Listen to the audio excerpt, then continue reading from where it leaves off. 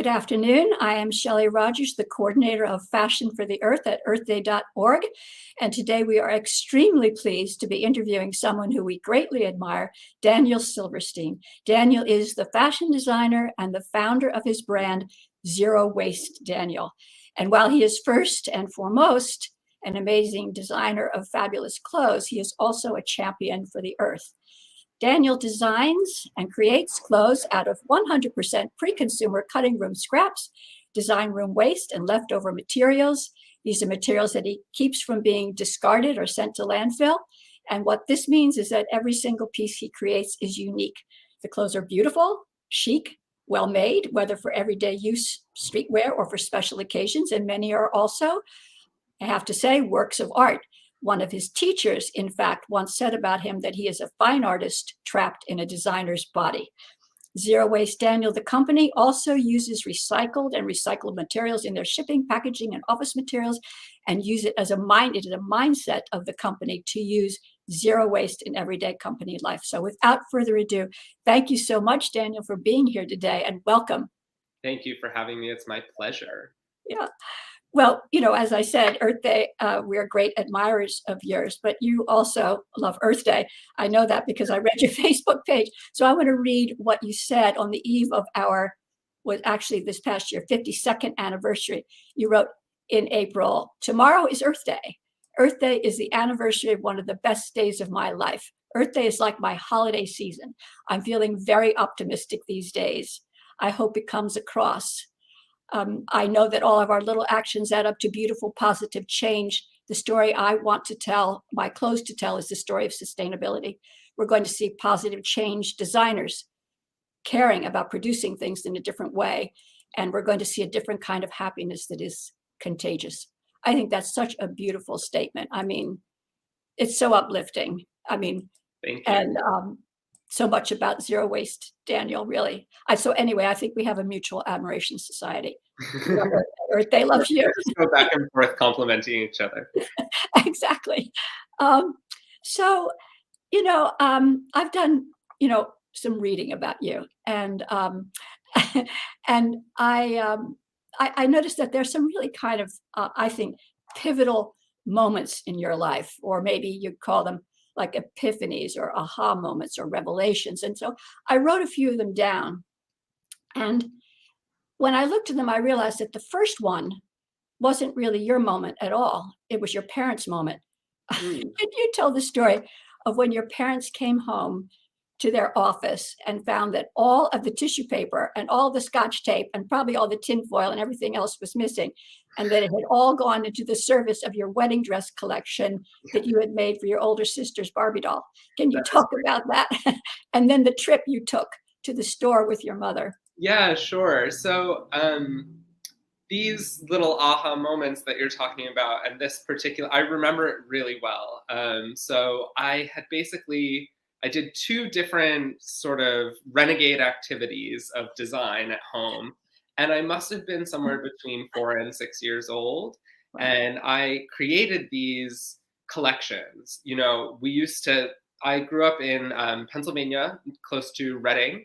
And I was just a kid of the 90s, I was born in the late 80s. And so in the early 90s, I was experimenting and expressing myself and getting creative and artistic. And my parents really encouraged that.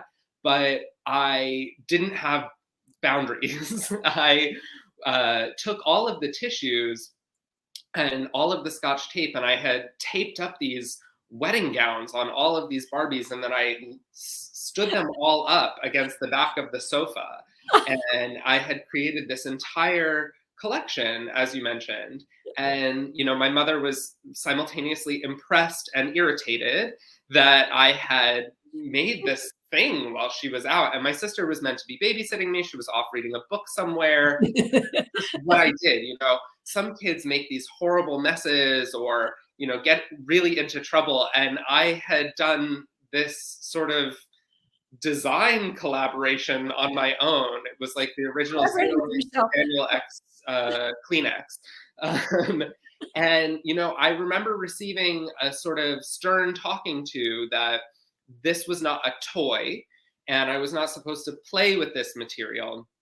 And so I didn't do it again. I didn't really get in trouble very much as a kid, but I, I felt a little in trouble. And so they, proceeded to go about their lives. And on another evening, when my parents went out, they came home to find an entire roll of tinfoil had been turned into this underwater scene, and I had sculpted mermaid tails on the same Barbies and made these like crowns for them.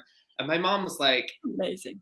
I got to take this kid to a fabric store. He really needs his own materials to play with, because it wasn't that I was using Kleenex or tinfoil. It was that I would use anything I could get my hands on. Right. I needed to design.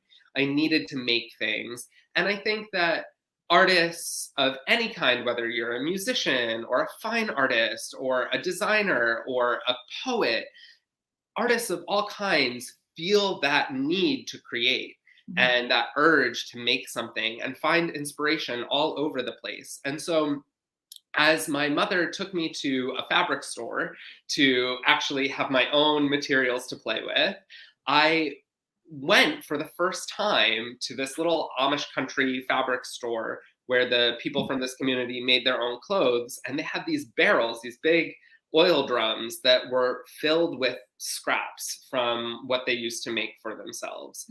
And I was able to take a brown paper bag and for like $1 or $5, fill it to the brim with scraps. And so when I brought that home and I started, needle and thread and stapler and tying things together, gluing stuff together in my very formative years, I learned that inspiration, beautiful things can come from this scrap material that would otherwise be discarded. Yeah. And not knowing the impact that they were having then, my parents taught me a very valuable lesson about the value of materials. We grew up, I was very blessed to have a lovely childhood, but, not in excess. And so we're taught to value things. The toys that you have are the toys that you are going to play with. So you need to see value in them. It wasn't that you could just go to the store and have anything you want. So these scrap materials were really like toys to me. And they were things that even the smallest, most insignificant pieces could be the point of inspiration for a good time for a little kid. And so I started looking at materials everywhere as something to enjoy. And as I grew up and pursued a career as a professional designer, I noticed not just that these materials were an ongoing phenomenon, these scraps and small things that people were throwing out. But as I got into the professional design world, they were actually quite significant, not just piles, but mountains.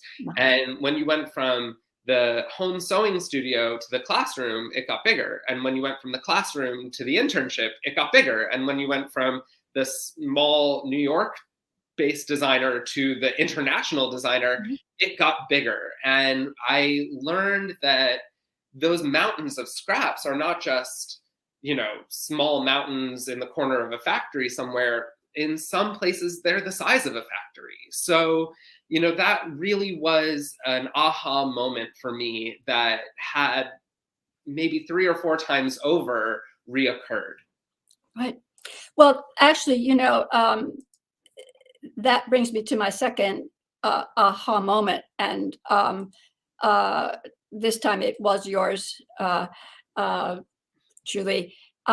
This was when you, well, first I would say it's really interesting that you went to FIT when you were only 14. You took classes at FIT when you're 14. Then you actually graduated from Fashion Institute of Technology, one of the most prestigious fashion schools in the world. And then after that, you had a lot of experience. I think you worked retail, you worked in showrooms, you interned for Caroline Herrera, and eventually you got a position with Victoria's Secret. Correct. And you were doing design packets. And there's this one particular moment, I think you were working on a sweater. It had a complicated pattern in the front, and you were you went into what's called a cost meeting, which most people won't know what that means. And you were listening to what they were talking about. This was going to be produced, I think, in Asia, if I'm not mistaken. Can you talk about what happened in that cost meeting? And yeah, so a cost meeting is exactly what it sounds like. The people involved are determining the final cost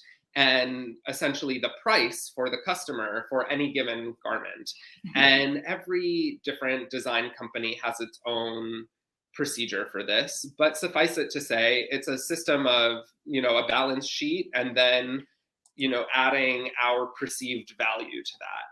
So how much does it actually cost the company to make this garment? And then how are we going to pass that cost along and mark it up to profit in order to keep the company running?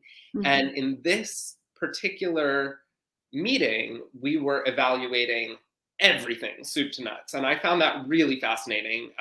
Victoria's Secret was a really interesting company to work for. I was actually an assistant temp sweater designer. So I had a very brief stint there and was not technically employed by Victoria's Secret. And what was so interesting about it was that in that meeting, we got to hear every single line item on the balance sheet. And it actually didn't start with fabric, it started with yarn. And we were milling yarn. So we had contracted this factory to mill this yarn and then dye the yarn and then knit the yarn into fabric. So the idea of starting with raw materials was sort of mind expanding to me.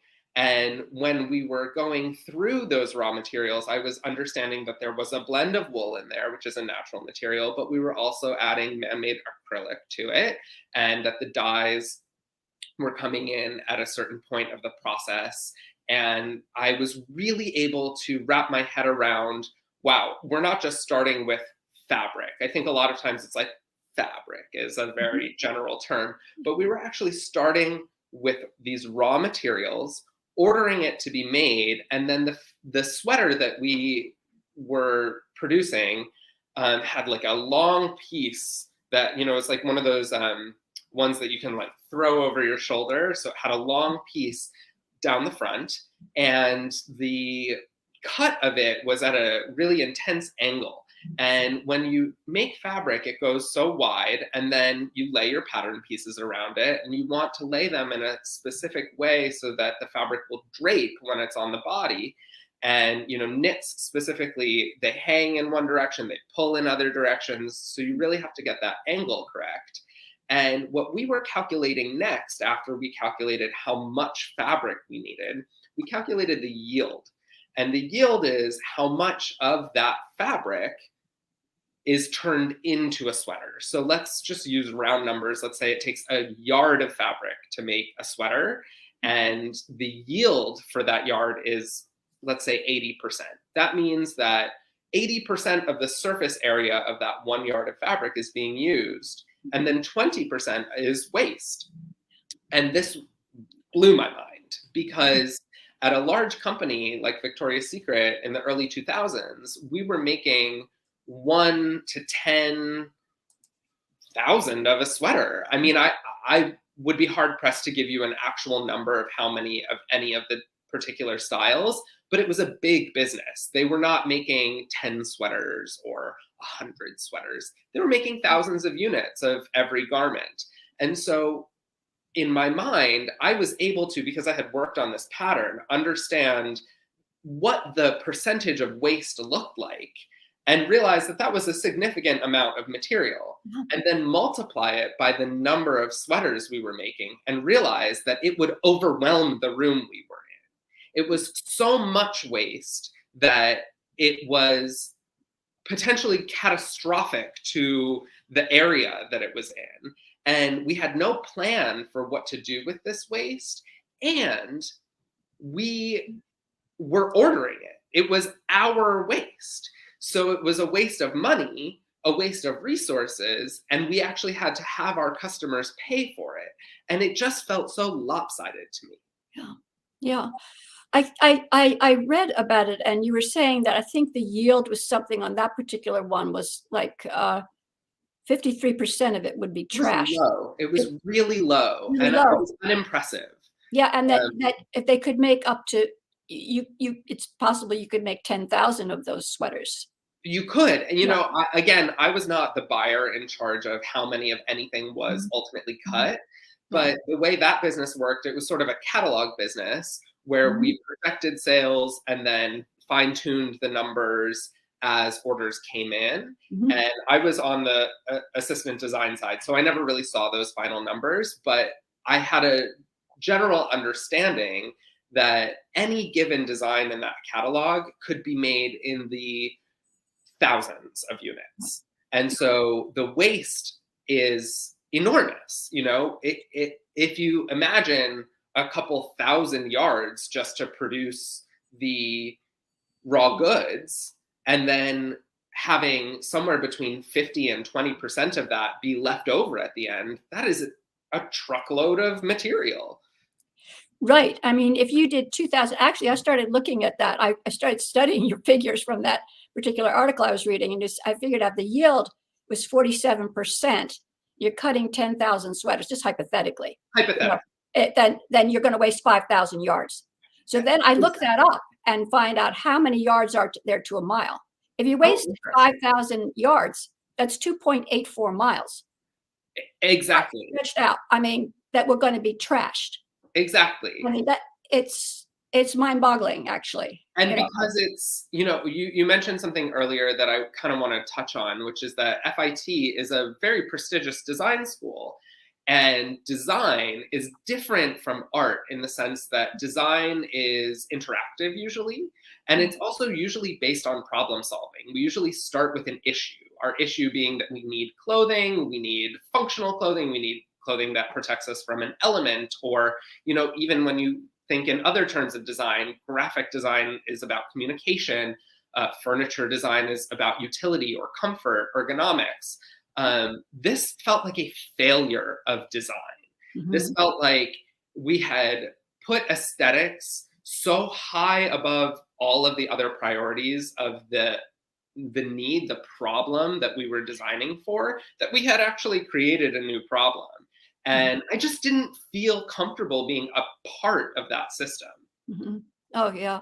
I mean, just not you. But this is my third moment here. If, Sure. I realize this is artificial on my part, but, after Victoria's Secret, you started up a brand, for a while called 100%, and Yes. this was based on a zero waste pattern. Nothing would be wasted at all, and you're making very high end, you're making ready to wear but beautiful evening wear, suits, cocktail gowns. Celebrities are buying them. You're on the cover of a magazine.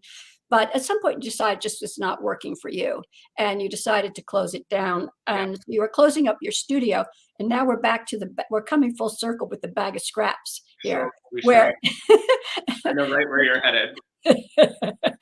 and, and you had, I think, two bags of scraps this time, and you're headed for a trash can, and you're about to throw it all out, and something happened. Can you talk about that moment and what the result of it was? Yeah, sense memory is so powerful. And in that moment where I was feeling very conflicted, I was in my mid 20s and I was experiencing what many of us have gone through at many points of our lives, which is the failure that precedes growth. And this feeling of failure is uh, it's unmatched, because our own definitions of success are only sort of questioned by our own definitions of failure. Mm. And when we determine that we ourselves have failed, um, we are our own harshest critics. And so, in this moment where I had set out to achieve a dream of moving to New York, becoming an independent designer, and uh, having my career sort of be based on selling my ideas and my work, I felt like a failure. Going back to cost sheets, my cost sheet was off. I was spending more than I was making, and I couldn't make it make sense. The ends were not meeting. And it's funny that you said celebrities were buying things. I don't think a celebrity ever bought anything. Celebrities were borrowing things, but and being photographed in them, which is a tremendous vote of confidence. And is really something that makes you feel like you have achieved critical success, but you can't eat critical success and you can't pay your rent with it either. And so that was a really hard pill for me to swallow. I was making real waves in this very noisy industry, and I was having my things photographed. I was seeing it hung in stores that were selling my aspirational designers, but I couldn't afford to keep doing it. And that was very challenging. And so the decision that I made to stop doing it was mostly a financial decision. The well had sort of run dry on who was willing to invest and how I was going to finance my sales. And in that moment, I thought, I have to just figure out how to back my way out of this. And I broke my lease on my studio space. I tried to sell off the rest of my inventory. And in this particularly low moment, I was heading for the dumpster with my 2 bins of scraps that I had collected for the last 5 or so years. And as I did that, my like angel on one shoulder and devil on the other shoulder are conflicting with each other. And I thought, this is the antithesis of what I've been working towards. I've been trying to prove that there is value in these scraps, that nothing needs to go to waste. And here I am feeling like such a failure that I'm not just giving up on my business, I'm actually giving up on my values. And I had a very sort of dramatic Lifetime movie moment where I threw the bags on the floor and I was like all teary-eyed, and I could kind of hear the symphony in my head because I'm a very imaginative person. And one of the bags popped open and all of this fabric spilled out. And going back to Sen's memory, the sight of this fabric, it was like a movie. Like, it brought me back to a time and place in my life. And I saw all of this black neoprene across the floor of my studio, and it instantly made me think of what had been one of my most difficult moments and proudest accomplishments, which was the first large order that I ever received. It was from a company in Japan for an online retailer. And when I was nobody, had no brand recognition, nothing, this buyer placed a large order, over $10,000 of my goods. And I was so thrilled to have the order that I didn't even think about what that would mean for my business. I just took the order. And as I delved into the reality of starting up a company and taking a large order from a new buyer, I realized I don't have any means of producing this order other than my 2 hands. So with a couple of interns and my 2 hands and the sewing machine that I'm sitting in front of right now, I sewed 100 dresses and I sent them to this online retailer.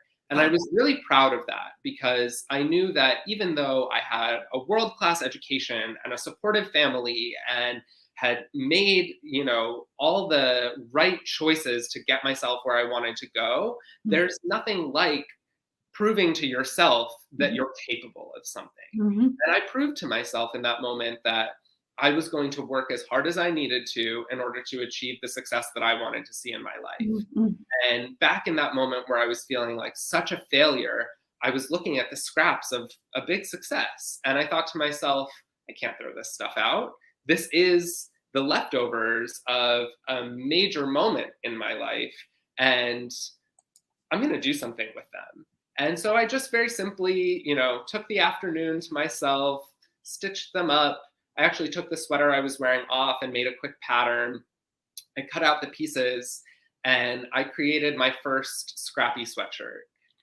And I loved it. I loved the way it looked on me. I loved the way it felt. I was not in a position to go shopping at the time. And so it felt really exciting to have some new clothes.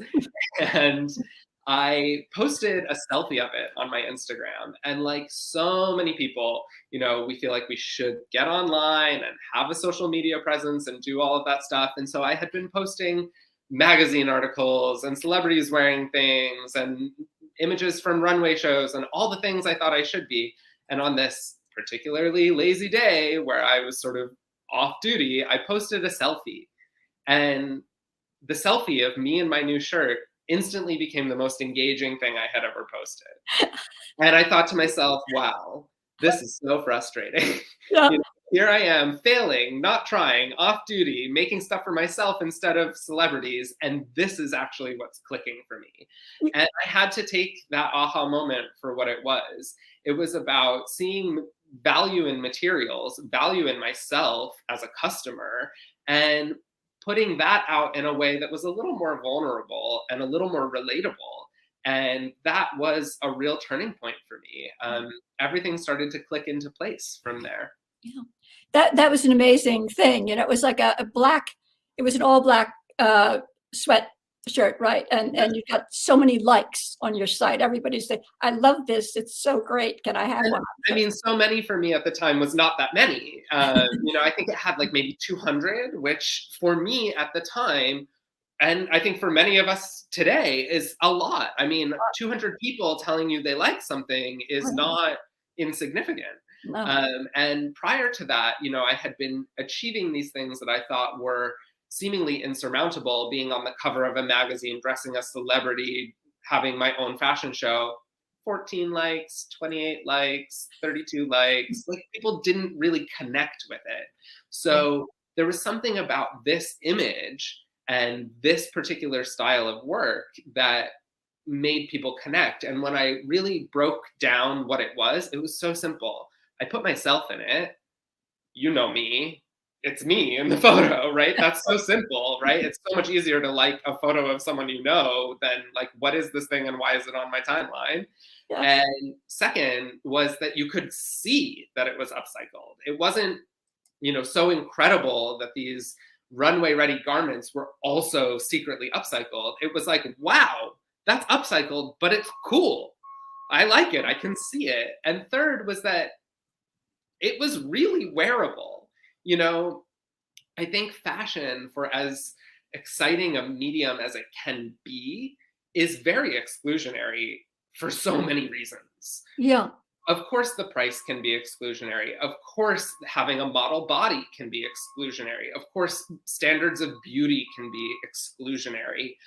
But it's also that some of us don't really have anywhere to wear those things. So even though we like to engage with them in terms of likes and follows and seeing them on magazine covers and on our favorite celebrities, we don't see a place for them in our world.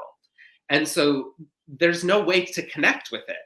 But a black sweatshirt, anyone can wear a black sweatshirt. I don't care who you are, if you're a teacher, a doctor, a lawyer, working in a grocery store, like everyone wears a sweatshirt. So it just was able to connect in a different way that started to make people feel like the work that I was doing was something that they could see themselves in and they could see me in. Exactly. So that's so great, the way that all just came together in that one moment, as things often never don't just coalesce the way they coalesced in that second, I mean, it just like all the rivers coming together in that moment. And then I think after that, you took a little time off. You're helping students with portfolios for a while. I guess you must have been I had a part-time job trying to figure it all out. Figuring it all out. And then you launched your eponymous, I guess we'd say, brand, Zero Waste Daniel. Yeah. But you didn't start it out big time. You started out by taking a booth for, I think, like in a flea market. And I'm sure it was selling like hotcakes. And you got some backing at that point, some enthusiastic backing. And then you did something that must have been very brave of you to do. You decided to take out a storefront in Williamsburg, which Williamsburg, by the way, for people who don't know about Williamsburg, is the most popular place in the world to live if you're young. I mean, it is the hip. It's probably very expensive now, but anyway, you opened up a big storefront there, Zero Waste Daniel. And Yeah, I sure I did. saw you interviewed inside of it. What a fabulous store. There's scraps piled high, but big mason jars are overflowing with scraps, and your clothes are displayed. And if I went in there and I loved something and I said, oh, this isn't in my size, you had seamsters there who could actually make it on the spot for the customer, which Totally. is pretty amazing. So it was a huge step. Must have been kind of scary to do that. It was very successful, I'm sure. But then it wasn't long after that, that the pandemic hit. So Correct. can you talk about opening the store and then what happened as the pandemic moved in? You know, yes, I can. um, the store was such an interesting moment for me because it was both my biggest asset and also the biggest albatross around my neck. I just didn't realize how my preconceived notions of how to operate a business, how to operate my business, would affect my ability to create. And a fabulous piece of advice that I got early on, um, at one of my pain points, was that my best asset is me, and my best skill is design. And so if I'm really in a bind, I should design something. And that Mhm. is Yeah. great advice, but I was obsessed with the store looking a certain way, running a certain way, being a certain experience for the people who were coming in. And I was not yet at a place where I knew how to manage it efficiently. Mhm. And my team had not really clicked all the way into place. Mhm. And the growth and success of the store was ruining my life. Right. So Mhm. it was always a thrill to have customers come in, have a positive experience, be able to purchase something.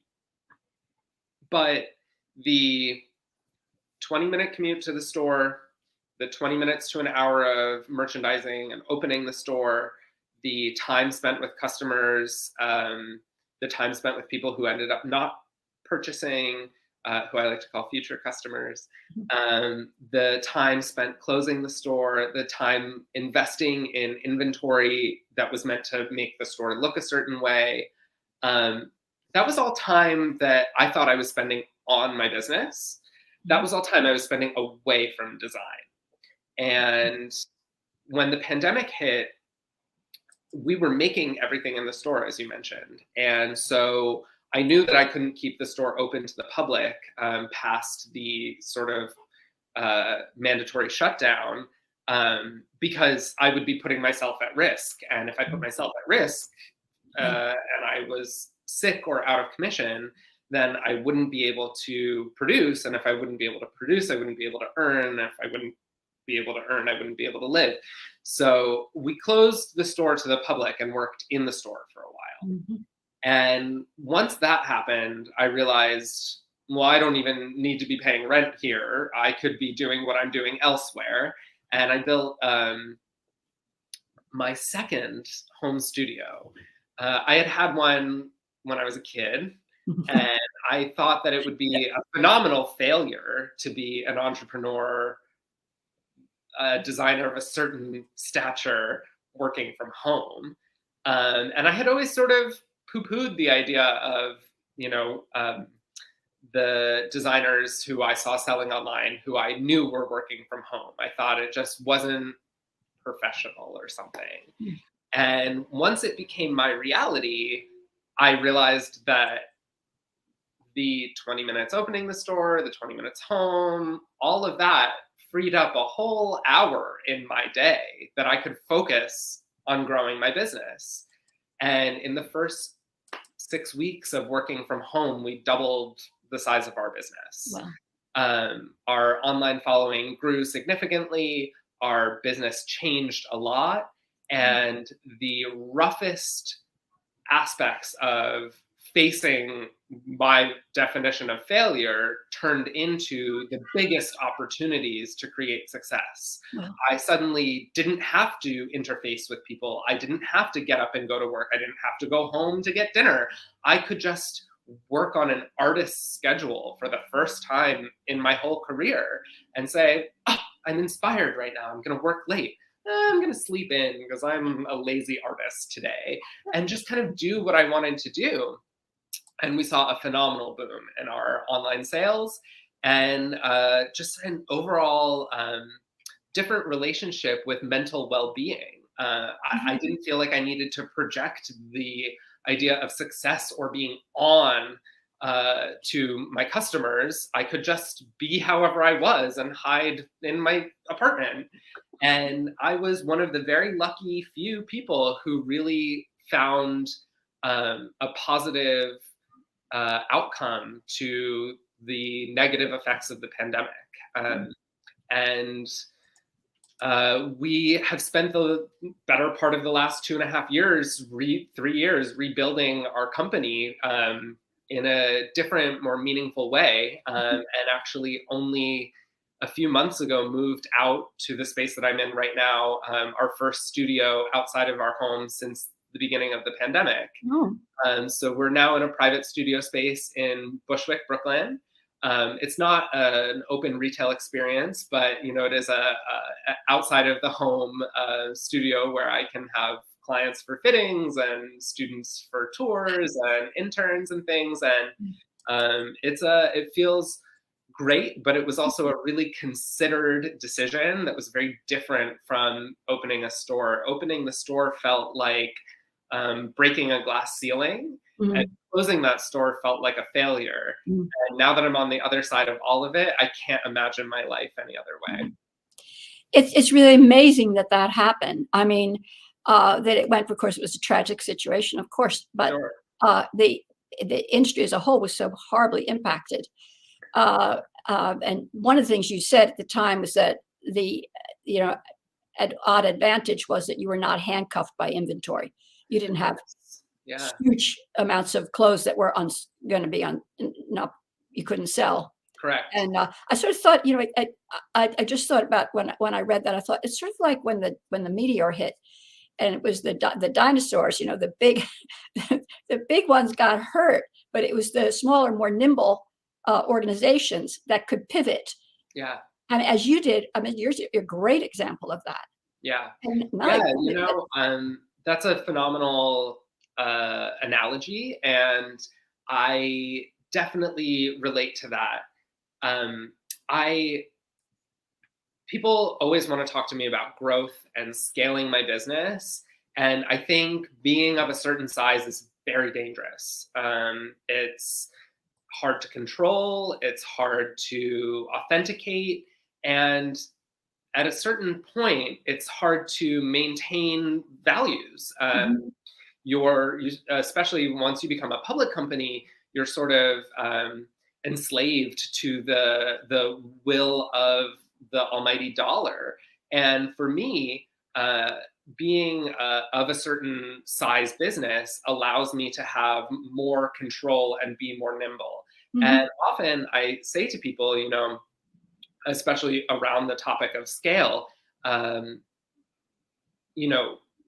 there's only so many clothes that people need. And if we're being really honest, we know that we don't need any more clothing on Earth right now. I am Daniel. And so you can't scale that. That's just is what it is. And so I need to figure out how to take my love of my passion for what I do, my values for who I am and how I see the world, and not scale my business, but amplify what I'm doing, because it could be louder, but it doesn't need to be bigger. Yeah, that's fantastic. It's a very happy story from that period of time. I want to switch to something a little more prosaic. I want to talk about scraps. Let's do it. Scraps. When people think about scraps, they think of tiny pieces of things, little things but scraps in the industry in the fashion industry are not exactly like scraps you have at home. Correct. They're totally different. So I want to ask you about scraps. The first thing I want to ask was, when you started out and you're going to source your scraps, it was probably different. It was probably a different source maybe than you have today. How did that change, and where are you sourcing from, and what are scraps? Yeah. So, I mean, think about it like food or our other basic needs, right? Food and shelter. Mm-hmm. So in the food industry, we know that food waste is enormous, right? And when you're cooking, your food scraps are often as much as your meal. And organic matter will break down. There's ways to dispose of that and ways not to dispose of that. Think about shelter. When you think of scrap iron or scrap steel, like a building comes down and that's scraps. Those are enormous scraps. So clothing, being the third basic need, is an enormous industry. And when a company is producing clothing, when they get to the end of their production run, so you have a cutting ticket, let's say it's 500 units, and it takes 500 yards to make those 500 units, but the 500 yards arrive on 2 bolts and they're each 280 yards and they have weird damage in them. So you're looking at upwards of 60 yards of leftovers being scraps, right? Just because it's not been cut into or it's mostly in quote unquote usable pieces doesn't make it any less of a leftover. And so industrial sized scraps are at scale. The fashion industry has 2 main types of textile scraps. One is leftover ends of rolls, incorrect dye lots, and unusable fabric that is either not performing to the rigorous testing that it's up against, or is somehow deemed incorrect or invalid, or it's left over from a previous season. The other is pre-consumer post-production. So those are the offcuts and the little pieces that we think about. But again, when you think back to that Victoria's Secret sweater, the sweater's not being cut one at a time, and it's not being knit or sewn one at a time. It's being cut by the hundreds. And so that one weird triangle that you cut out between the 2 pattern pieces is actually a stack of triangles, maybe 1 to 500 triangles high. And so those funny little pieces are not usable by the industrial system paradigm, but they are pre-consumer. So they've never been used for anything, never been washed, never worn. And what I always do is liken it to making cookies. You know, you make your cookie dough, you roll it out, and then you stamp out your cookie cutters. And it would be ludicrous to take the dough in between and throw it out, because you can ball it back up and roll it out and cut a couple more cookies. You can keep doing that until you're almost down to nothing. So what I wanted to do with my company was create some sort of language, framework, design rubric around the idea of re-rolling fabric into new usable pieces. And that's where I created my technique Reroll, which is the basis for most of our pieces. In the industry at large, there are some efforts towards recycling. There's predominantly shredding and downcycling, turning things into insulation, stuffing, fiberglass, like that type of technology exists at the industrial scale. But there isn't much else. Clothing is often very difficult to take apart. So post-consumer, after we discard our clothing or our sheets, our linens, it's very hard to turn them into anything inside an industrial framework past the one-off maker. And the small little pieces are often so insignificant that it's more worth it to the industrial complex to pay for carting and hauling and incineration services than it is to invest money in reuse. And then the larger pieces are where there is some infrastructure. So when an end of a roll, which can have anywhere from 5 to 50 yards on it, has met the end of its life cycle inside the production system, there is a whole world called jobbing, where people buy those leftovers and resell them. And that's what you see in a place like Mood, that we all know from Project Runway, buys designer leftovers and resells them at retail. Right. For me, as a designer who wants something in between, sometimes I like the ends of rolls, but I'm not really after them because they're not the hardest thing to recycle. What I really want is those scrappy scraps. I used to go around to factories and knock on doors and just walk in places and ask for their trash. I did it for multiple reasons. One, it was free.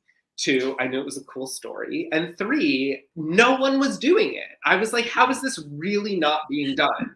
And how am I going to tell this story without being willing to do the legwork, to open doors? You know, I was almost like, I felt like I was caught in between being an artist and designer and like Anderson Cooper. Like I have to like tell this story and like live this experience. So I did, I lived it, and I went in places, and the reactions that I was met with were phenomenal and fascinating. Really? One of them that really stuck with me was, you know, I went to this business owner in a factory that actually no longer exists. I tried to go back and they have moved somewhere or disbanded. But I went in and I said, you know, I'm this designer. I work down the street. This is what I'm trying to do. These are some of my sweatshirts. And do you have any scraps?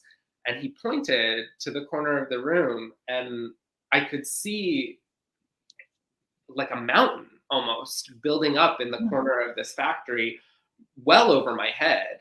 And he said, bring a truck, take everything you can carry.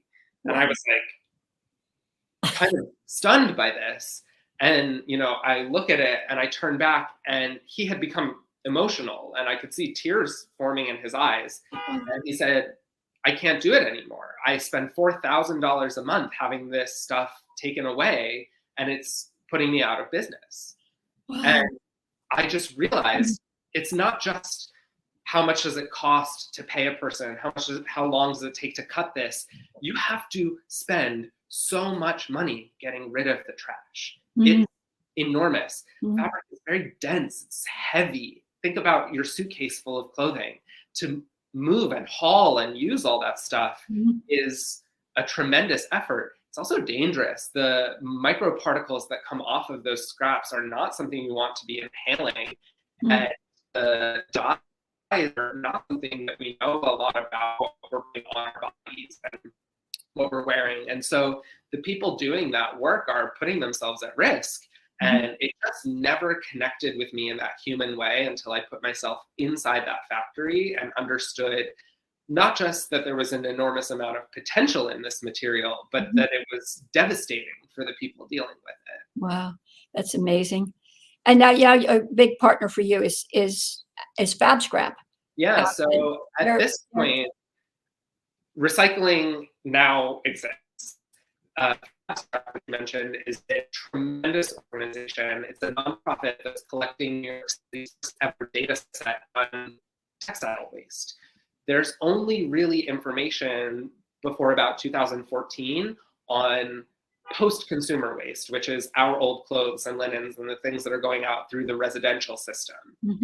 There isn't really a lot of information on commercial waste because it's privatized. You have to hire haulers and carters and carriers to dispose of it. And there are some laws around what you're technically allowed to dispose of before you're supposed to be taxed on it, but there's almost no infrastructure or policing of that. In order to make the city run, I think people sort of turn the other cheek and, you know, do their best at characterizing it. But through the amazing team at Fab Scrap, they realized that this was a real issue and a real opportunity. There's so much material going out.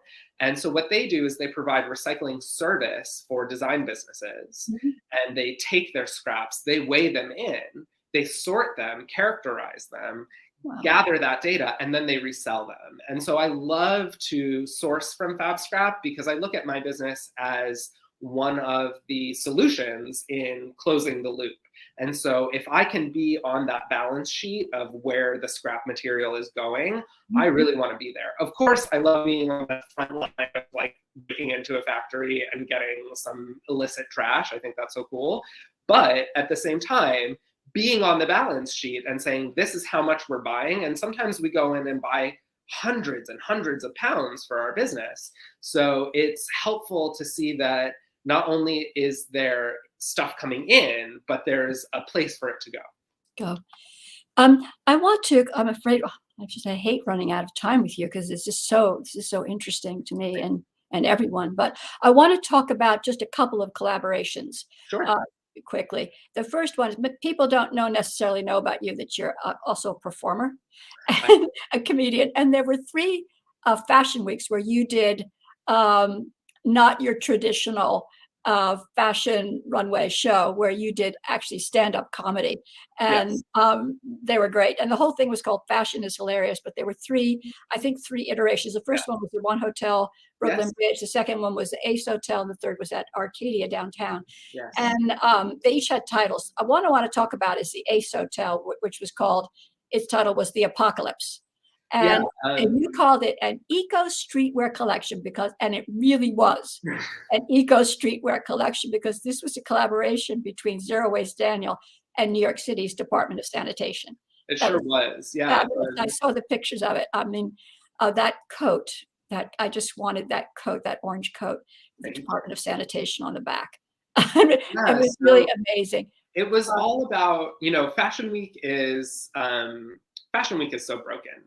And what it started as is an opportunity for buyers and media from around the world to see the new collections and preview the new collections in order to place their orders and, move this industry forward in all the ways that Meryl Streep talks about in The Devil Wears Prada.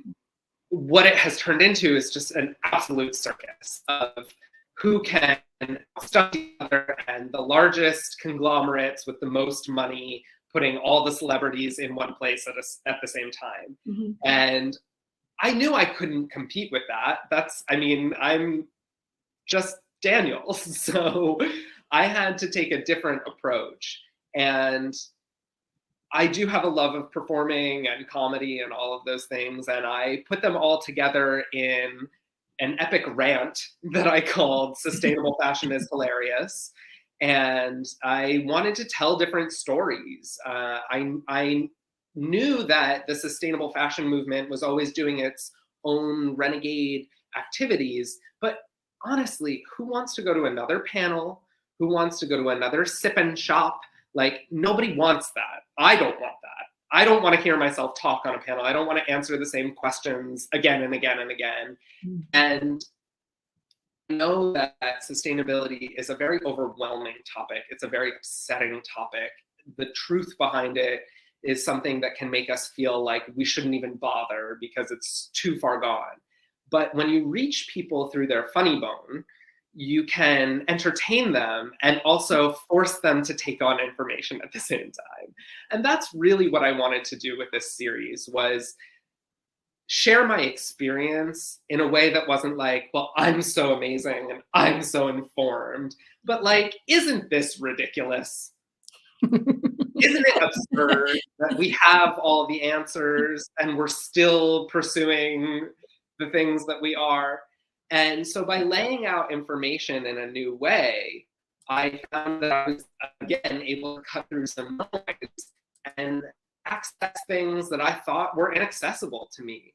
Here I am thinking I'm little Daniel from Pennsylvania playing with Barbies, and now I'm sitting in the commissioner's office of the New York City Department of Sanitation, because the way that I'm thinking about this stuff is reaching people who are way outside the fashion industry. And that's what I really wanted. Fashion is only for people who care about fashion, but everybody wears clothes. So this was supposed to be a show that was for everybody, that was about the absurdity of the moment and, about looking at materials differently, which is what I always love to do. Yeah, I just I want to go on to the next one, but what I loved was when I read the list of things you used for the show. It was Department of Sanitation uniforms, other goods sitting in the storage like tablecloths, dead stock T-shirts, tents, aprons, Yeah. and even this is my favorite one: parts from the sanitation trucks. Oh yeah. We used like the lug nut indicators from the wheels to make glasses and stuff. Sunglasses. You did all the accessories too. Yeah. That's really funny. So I guess my last, because we are running out of time, is the is your current collection, bringing us up to the holidays, your Yeah. holiday collection with ThreadUp, which is, Yeah. I guess, the largest online resale platform there is. And I think this is not your first collaboration with them. I think you've Or done it second, before. yeah. It's called Refashion when you work with them. And this one you did also with Fran Drescher. Yes. And I'll take some of the proceeds from the sale of it. And by the way, it's sold out. I mean, I went on the There are several categories that are sold out. yeah, gone, all Yeah. gone. Yeah. And but some of the proceeds went to her foundation called Cancer Schmancer. Yes, Is that so right? the full Must have service been fun. collection is available on ThreadUp. As you mentioned, there are several categories that are sold out, but we were just so excited about the idea of turning the aftermarket clothing, the things that can't be sold on ThreadUp, whether they have a stain on them or a hole or there's some sort of damage to the fabric. What we did was we went through those pieces and found the usable textiles on them and upcycled them into a collection that was truly inspired by the 90s and by the unique materials that we found in each of those pieces. And Fran Drescher was so generous to lend her likeness as our iconic model, bringing the collection to life. And we even made a couple of nanny-inspired pieces for the collection. And it was so much fun to see how she wore them and put them together. And yes, I believe it was 20% of the proceeds from the collection went to her organization, Schmancer, and there are still some pieces available to shop. They're all holiday gifts. They're all of a kind.